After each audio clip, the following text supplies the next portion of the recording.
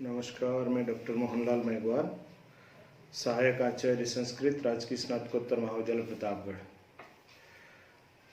द्वितीय वर्ष प्रथम प्रश्न पत्र के अंतर्गत अभिज्ञान शाकुंतलम के महत्वपूर्ण श्लोकों की व्याख्या का यह कालांश है। आप सभी से आग्रह है कि जब मेरा वीडियो देखें तो अभिज्ञान शाकुंतलम नाटक आपके हाथों में है वो, और मेरे व्याख्यान के पश्चात आप उसको पुनः पढ़ें, आपको अच्छी तरह से समझ में आएगा। तो जब राजा आश्रम में प्रवेश करते हैं तो ऋषि लोग, वेखानस और दो अन्य ऋषि जो हैं उनको मृग को मारने से रोकते हैं और उनको आशीर्वाद देते हैं कि आप, राजा भी उनके अनुरूप, उनके अनुसार कहे अनुसार बाण को धनुष से उतार लेते हैं। तब उनको आशीर्वाद देते हैं कि आपने जो ये कार्य किया है ये आपके कुल परंपरा के अनुरूप है और आप ऐसे ही चक्रवर्ती पुत्र को प्राप्त करें। और फिर वेखानस राजा से कहते हैं कि राजन समिदा आहरणाय प्रस्थिता वयम एष खलु कण्वस्य कुलपते अनुमालिनी तीर आश्रमो दृश्यते न चेद अन्य कार्यातिपातः प्रविश्य प्रतिगृह्यताम आतिथेय सत्कारः। वेखानस कहते हैं कि हे राजन, हम समिधा लेने के लिए जा रहे हैं और यह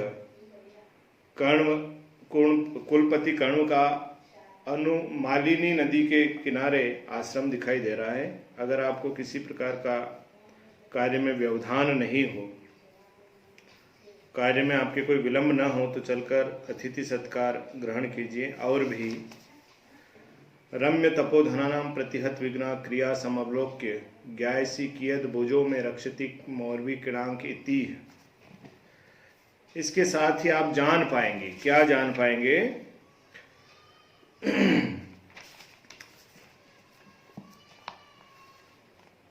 रम्य तपोधनानां प्रतिहत विघ्ना क्रिया समवलोक्य ज्ञायसी कियद भुजो में रक्षति मौर्वी किणांक इति है। तपोधनानां प्रतिहत विघ्नाः, उत्कृष्ट तपस्वियों की, प्रतिहत विघ्ना, जिनके सभी विघ्न दूर कर दिए गए हैं, ऐसे तपस्वियों की,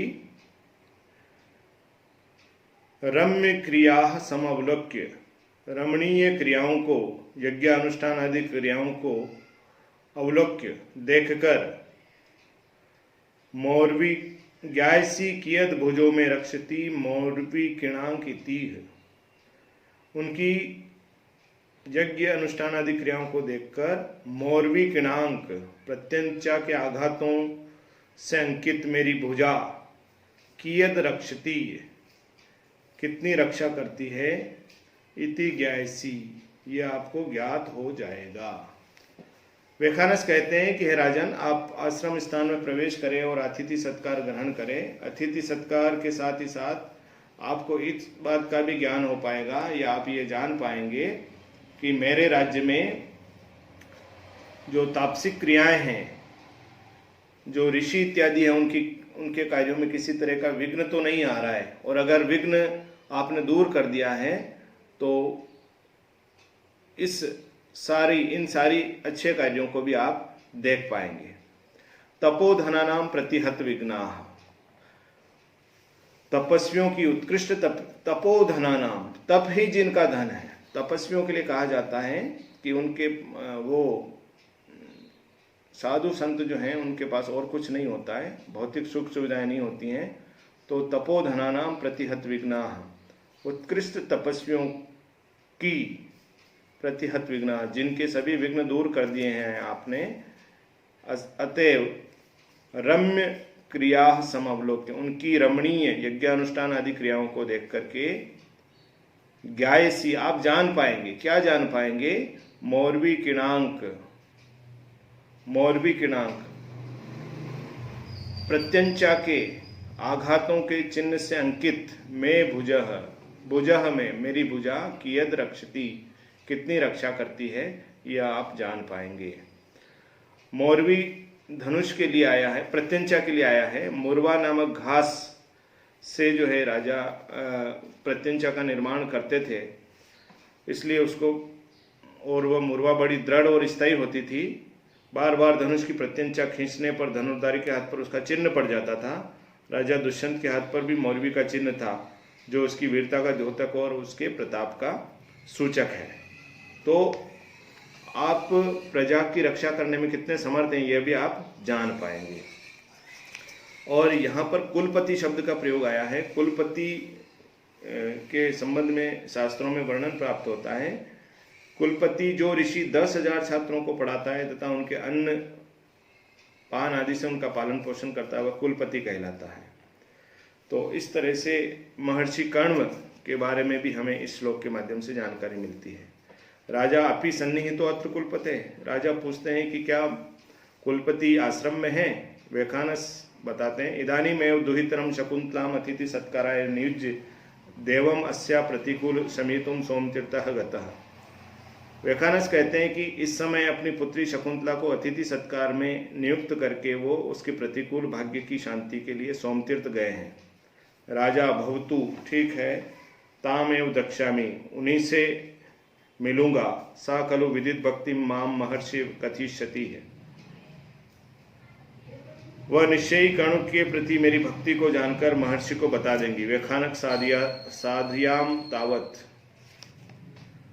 हम लोग चलते हैं, अपने कार्य के लिए प्रस्थान करते हैं। इति सशिष्यो निष्क्रांत, और निकल जाते हैं। राजा सुत नोदय अश्मान पुण्य आश्रम दर्शनेन तावत आत्मनम पुनिम है। घोड़ों को आगे बढ़ाओ, पवित्र आश्रम को देखने से अपने आप को पवित्र करें। सुतः यद आज्ञापयितो आयुष्मान, जो आप कहते हैं, इति भूयो रथ वेगम निरूपयति, और ऐसा कह के रथ के वेग को दर्शाते हैं। राजा समन्ताद अवलोक्य सुत अकथितो अपि ज्ञायताम एवायम आभोग तपोवनश्यति। राजा कहते हैं कि है सुत, बिना कहे हुए ज्ञात हो गया कि यह तपोवन के आश्रम की सीमा है। कथमीव, कैसे। राजा किम न पश्यति भवान इह, क्या तुम नहीं देखते हो कि यहाँ पर निवारा शुक गर्भ कोटर मुख भ्रष्टा तरुणाम अधः प्रस्निग्धा क्वचिद इंगुदी फल विद्ध सूच्यंत एव उपला विश्वासोपगमाद भिन्न गतिय शब्दम सहंति मृगा तोयाधार पताश्य वल्कल शिखा निश्चंद रेखांकिता। राजा कहते हैं कि यहाँ के जो दृश्य दिखाई दे रहा है आश्रम के आसपास का, तो उस दृश्य को देख करके ही हम कह सकते हैं कि आश्रम की सीमा यहाँ पर आ चुकी पर हम पहुँच चुके हैं। निवारा शुक गर्भ कोटर मुख भ्रष्टा तरुणाम अधः। देखो, तरुणाम अधः, वृक्षों के नीचे, शुक गर्भ कोटर मुख भ्रष्टा, तोतों से युक्त कोटरों के अग्रभाग से गिरे हुए निवारा तृण धान्य दिखाई पड़ रहे हैं। वन में मिलने वाले धान्य हमें यहाँ दिखाई दे रहे हैं। प्रस्निग्धा क्वचिद इंगुदी फल विद्ध सूचंत एव उपलाह। क्वचिद, कहीं पर, इंगुदी फल विद्ध, इंगुदी को फलों को तोड़ने वाले, अतएव स्निग्धा, अत्यधिक चिकने, उपला एव सूच्यंत, पत्थर दिखाई पड़ रहे हैं।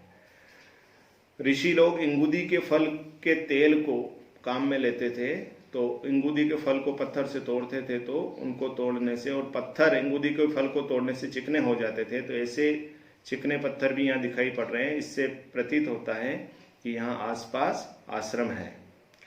विश्वासो उपगमाद अभिन्न गतियः शब्दम सहन्ते मृगा, और विश्वास प्राप्त हो जाने से, हमें कोई मारेगा नहीं, इस तरह का विश्वास प्राप्त हो जाने से अपनी चाल को न बदलने वाले, अभिन्न गतियः, अपने चाल को न बदलने वाले, मृगाः शब्दम सहन्ते, मृग जो हैं वह हमारे रथ की ध्वनि को सहन कर रहे हैं, भाग नहीं रहे हैं, उनको किसी तरह का भय नहीं है।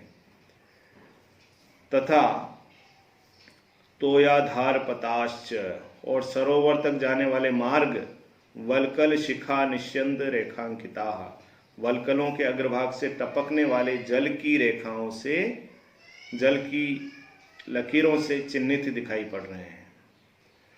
तो आश्रम की सीमा का एक बहुत ही सुंदर चित्रण महर्षि कालिदास ने इस अंक में किया है कि